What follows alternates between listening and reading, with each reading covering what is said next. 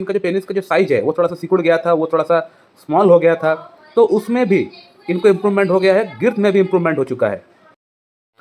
नमस्कार दोस्तों, ये जो आप इस पेशेंट का स्क्रीनशॉट देख रहे हैं, इस पेशेंट को बेसिकली इरेक्टाइल डिस्फंक्शन की प्रॉब्लम थी, लो लिबिडो की प्रॉब्लम थी और साथ ही साथ शीघ्र पतन की प्रॉब्लम थी। तो इन तमाम समस्याओं के लिए ये पेशेंट मेरे पास आज से 4 महीना पहले से कांटेक्ट किए थे। इनका ट्रीटमेंट चल रहा है पिछले 4 महीने से मेरे पास। और इस पेशेंट का थॉरोली केस टेकिंग करके मैं पेशेंट को सोराइनम प्रेस्क्राइब किया था। सोराइनम 0/1, 2, 3, 4 पहले 2 महीने के लिए, उसके बाद सोराइनम 0/5, 6, 7, 8 अगला 2 महीने के लिए। तो आज टोटल 4 महीना हो चुका है इस पेशेंट का ट्रीटमेंट मेरे पास चलते हुए। और इस 4 महीने में हुआ ये कि पेशेंट का अंदर काफ़ी हद तक इम्प्रूवमेंट हो चुका है। इरेक्टाइल डिस्फंक्शन कह लीजिए, लो लिबिडो कह लीजिए, इनका शीघ्र पतन की प्रॉब्लम कह लीजिए। इनको ऐसा भी फील हो रहा था कि इनका जो पेनिस का जो साइज है वो थोड़ा सा सिकुड़ गया था, वो थोड़ा सा स्मॉल हो गया था, तो उसमें भी इनको इम्प्रूवमेंट हो गया है, गिर्थ में भी इम्प्रूवमेंट हो चुका है। अब बहुत सारे डॉक्टर्स को ये समझ में नहीं आएगा कि इस पेशेंट का अंदर इरेक्टाइल डिस्फंक्शन की प्रॉब्लम है, लो लिबिडो की प्रॉब्लम है और प्रिस्क्रिप्शन में कर रहा हूँ सोराइनम। ये कहाँ की बात है भाई, उनके पाले नहीं पड़ने वाले, ये बात मुझे मालूम है। तो इसीलिए मैं ये वीडियो बनाया हूँ, क्योंकि मैं बहुत सारे पेशेंट का ट्रीटमेंट करता हूँ, बहुत सारे पेशेंट का इंप्रूवमेंट होता है, सबका ऊपर वीडियोस में बनाता नहीं हूँ, मेरे पास समय भी नहीं होता है। जो यूनिक वीडियोस होता है मैं उसी को डालता हूँ, उसी का फीडबैक में डाल के आप लोगों को समझाने का प्रयास करता हूँ। तो ये एक यूनिक वीडियो है, क्योंकि सोराइनम से यौन समस्या ठीक हुआ तो बहुत लोगों को ये समझ में नहीं आएगी। लेकिन जो भी होम्योपैथ क्लासिकल होम्योपैथी प्रैक्टिस करते हैं, सिंगल रेमेडी प्रेस्क्राइब करते हैं, होलिस्टिक अप्रोच को अपनाते हैं, हैनमन का बताया हुआ, केंट का बताया हुआ रास्ते पे चलते हैं, उन होम्योपैथ को मेरे ख्याल से ताज्जुब नहीं होना चाहिए। ये ताज्जुब वही लोग होंगे जो लोग इस प्रॉब्लम के लिए वो मेडिसिन, उस प्रॉब्लम के लिए ये मेडिसिन, थेरेपेटिक ट्रीटमेंट जो लोग करते हैं, यानी रोगी के रोग के नाम पर जो लोग ट्रीटमेंट करते हैं, वही लोग इस वीडियो को देख के ताज्जुब होने वाले हैं। मैं हमेशा अपना जूनियर्स को एक ही बात बोलता हूँ कि आपके पास पेशेंट कोई भी प्रॉब्लम लेकर क्यों ना आए, आप उस प्रॉब्लम का अहमियत अपना केस टेकिंग के अंदर सिर्फ 15 से 20% ही दें। इससे ज़्यादा अहमियत प्रॉब्लम को लेकर ना सोचे। प्रॉब्लम है, प्रॉब्लम लिखना है, लेकिन ज़्यादा उसको सोचिए मत, ज़्यादा उसके बारे में सोच के मेडिसिन के बारे में सोचिए मत, नहीं तो आप 100% आप फेलियर हो जाएंगे। आप कभी भी सक्सेसफुल डॉक्टर नहीं बन पाएंगे और आपका पेशेंट एक डॉक्टर से दूसरा डॉक्टर के पास चला जाएगा। तो केस टेकिंग का जो 20% अहमियत है, सिर्फ आप प्रॉब्लम का ऊपर दीजिए, यानी जो भी उनका पैथोलॉजिकल है, जो भी पैथोलॉजी है उस पर 20% दीजिए।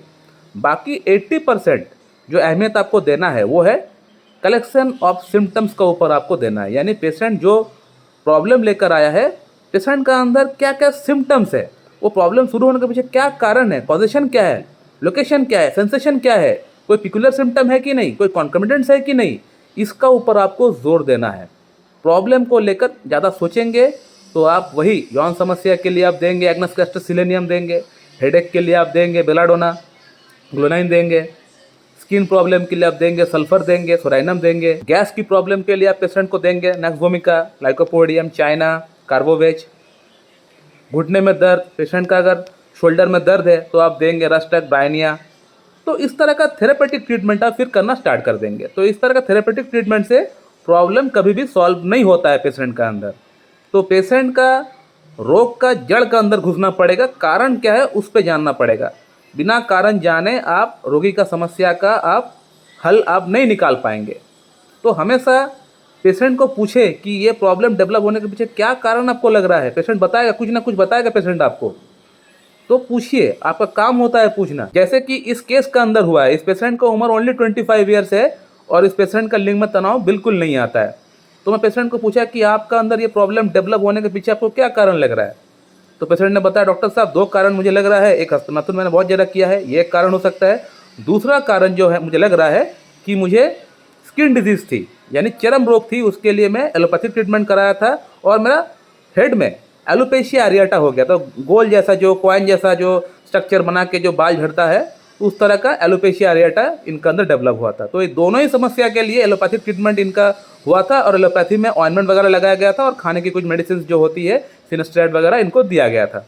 तो इन मेडिसिन से और इन लगाने का ऑइंटमेंट से इनका अंदर प्रॉब्लम स्टार्ट हुआ। ये पेशेंट काफ़ी हद तक कन्फर्मली मुझे बोल पा रहा है। So there is a history of suppression of skin disease. मैं हमेशा बोलता हूँ आप लोगों को कि चर्म रोग के लिए, हेयर फॉल की समस्या के लिए एलोपैथिक ट्रीटमेंट आपको नहीं कराना है। एलोपैथिक ट्रीटमेंट कराएंगे तो वो लोग जो मेडिसिन देंगे वो दब जाएगा आपका स्किन के अंदर। तो दब जाने के कारण से वो तो आपका दब जाएगा, आपको इंस्टेंटली आपको आराम मिल जाएगा, लेकिन वो कुछ साल बाद, 3-4 साल बाद, 2 साल बाद आपका अंदर कुछ ना कुछ बड़ा रोग आपका अंदर उत्पन्न कर देगा। जैसे कि इस पेशेंट के अंदर हुआ है। इस पेशेंट के अंदर सिर्फ यौन समस्या नहीं हुआ है, यौन समस्या तो उत्पन्न हुआ ही हुआ है, इसी के साथ साथ इनको एस्थमा की प्रॉब्लम डेवलप हो गया है, इनको सांस लेने में प्रॉब्लम हो रहा है। अब इस पेशेंट का अंदर मैं थॉरोली केस टेकिंग करके इस पेशेंट को मैं सोराइनम प्रिस्क्राइब किया था। सोराइनम क्यों प्रिस्क्राइब किया हूँ? सोराइनम तो किताब अगर जो लोग देखे हैं वो लोग देख पाएंगे, वहाँ पे मेल चैप्टर है ही नहीं, मेल भी नहीं है, फीमेल भी नहीं है, यानी पुरुषों की जननांग फीमेल जननांग के अंदर ये काम ही नहीं करते, इसका कुछ स्पेयर ऑफ एक्शन दिया ही नहीं गया है, लेकिन फिर भी मैं प्रिस्क्राइब कर रहा हूँ सोराइनम। तो इस पेशेंट का अंदर सोराइनम मैंने इसलिए प्रिस्क्रिप्शन किया है क्योंकि मैं इस पेशेंट को लेकर सोचा हूँ। इस पेशेंट का रोग को लेकर मैंने नहीं सोचा है, रोग को लेकर ज़्यादा मैंने हेडेक नहीं पाला है, मैं पेशेंट को लेकर हेडेक पाला हूँ, मैं पेशेंट को लेकर सोचा हूँ। पेशेंट को लेकर अगर आप सोचेंगे तो सोराइनम आएगा, अगर उसका डिजीज़ को लेकर आप सोचेंगे तो एग्नस कैस्टर, सिलेनियम, कैलेडियम, योहिम्बिनम, डामियाना, इस तरह की जो मेडिसिन होती है, R41, डमिया अग्राफोर्ड, डमिया प्लांट, इस तरह की जो मेडिसिन होती है वो आएगा, लेकिन इस तरह का मेडिसिन से फ़ायदा नहीं होने वाला। तो आपको पेशेंट को ही ट्रीटमेंट करना पड़ेगा, पेशेंट को ही एज ए होल आपको ट्रीटमेंट करना पड़ेगा। तो ये जो पेशेंट है, इसे चिली पेशेंट, ये इनको ठंड बर्दाश्त नहीं होता है, साथ ही साथ इनका अंदर सप्रेशन ऑफ स्किन डिजीज़ का एक हिस्ट्री रहा है। तो ये दूसरा सिम्टम हो गया। थर्ड सिम्टम की अगर बात करें, पेशेंट ने मुझे ये बताया कि डॉक्टर साहब इवन कि समर के महीनों में भी इसको चादर चाहिए ओढ़ने के लिए। तो आप समझ सकते हैं कि पेशेंट कितना चिली है। और पेशेंट हर रोज़ नहाते नहीं है, इसका बॉडी से एक दुर्गंध आता है, एक फिल्थी स्मेल बॉडी का अंदर आया करता है अक्सर। और इनका जो भूख है वो बहुत रेवेनस है, यानी रेवेनस एपेटाइट। अभी खाना खाया, 1 घंटा हुआ कि नहीं, फिर से इनको भूख लग जाएगा, इस तरह का इनका अंदर एपेटाइट है। इसके अलावा एंजाइटी, डिप्रेशन बहुत ज़्यादा है, छोटी सी बात को लेके सोचते बहुत ज़्यादा है, एंशियस बहुत ज़्यादा है। तो सोराइनम का जो पेशेंट होता है वो बहुत ज़्यादा एंशियस होता है, बहुत ज़्यादा छोटी सी बात को लेके सोचता है, सोच में डूबा हुआ रहता है। छोटी सी बात अगर उसके ऊपर हो जाए, आ जाए, तो उस बात को लेके हमेशा सोचते ही रहता है जब तक वो चीज़ ना हो जाए। तो इतना सोचने की इनका अंदर बीमारी होता है। तो इस पेशेंट का पूरा थॉरोली केस टेकिंग करने के बाद मैं पेशेंट को सोराइनम ही प्रिस्क्राइब किया था। सोराइनम इसलिए प्रिस्क्राइब किया क्योंकि the patient is chilly. Psorinum का जो पेशेंट होता है ये चिली होता है, और जो मेरा पेशेंट है ये भी चिली है, ठंड बर्दाश्त नहीं होता है। पेशेंट ने खुद बताया, डॉक्टर साहब मैं समर के महीनों में भी चद्दर ओढ़ के सोता हूँ, मैं हर दिन नहाता नहीं हूँ, समर हो या ठंड हो मैं हर दिन नहाता नहीं हूँ। ये और एक सिम्टम हो गया सोराइनम का। इसके अलावा बॉडी से दुर्गंध आता है, बहुत ज़्यादा दुर्गंध है बॉडी के अंदर, पसीना कम है लेकिन फिर भी बॉडी के अंदर दुर्गंध बहुत ज़्यादा है, ये और एक सिम्टम हो गया। रेवेनस एपेटाइट, बहुत ज़्यादा भूख लगता है।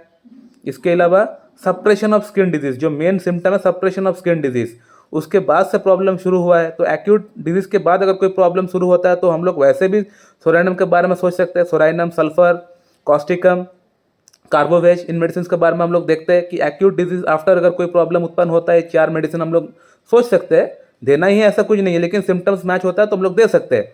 तो ये भी एक एक्यूट डिजीज़ है ना, पेशेंट का अंदर स्किन डिजीज़ हुआ था, साथ ही साथ पेशेंट का अंदर एलोपेशिया एरिएटा हुआ था, उसके बाद से ही पेशेंट का अंदर प्रॉब्लम उत्पन्न हुआ है, उसका ट्रीटमेंट हो चुका है, उसके बाद से प्रॉब्लम उत्पन्न हुआ है। तो there is a history of suppression of skin disease, सब कुछ मुझे मैच हो रहा है सोराइनम के साथ, तो सोराइनम में क्यों प्रिस्क्राइब ना करूँ। सो माय डियर फ्रेंड, ये है क्लासिकल होम्योपैथी, इसी को बोला जाता है होलिस्टिक अप्रोच ऑफ होम्योपैथी। यहाँ आपने देखा पेशेंट का एस्थमा भी ठीक हो गया। पेशेंट ने लिखा है कि उसका सांस लेने का जो प्रॉब्लम होता है यौन समस्या के साथ साथ ये भी ठीक हो गया। ना तो मैं पेशेंट का अंदर इरेक्टाइल डिस्फंक्शन का ट्रीटमेंट किया, ना तो मैं पेशेंट का अंदर एस्थमा का ट्रीटमेंट किया, मैं पेशेंट का ट्रीटमेंट किया। जो पेशेंट मेरे पास आए हुए XYZ ABCD, मैं उनका ट्रीटमेंट किया तो उनका अंदर जो जो समस्या है वो एक ही मेडिसिन से निकल गया। इसको कहते हैं constitutional treatment. So my dear friend, अगर आप लोग को वीडियो अच्छी लगती है तो वीडियो को लाइक करें, शेयर करें, और अगर कोई सवाल है तो कमेंट बॉक्स में कमेंट करके पूछिए, आपको वहाँ पर रिप्लाई मैं दे दूंगा। So thank you very much and have a good day.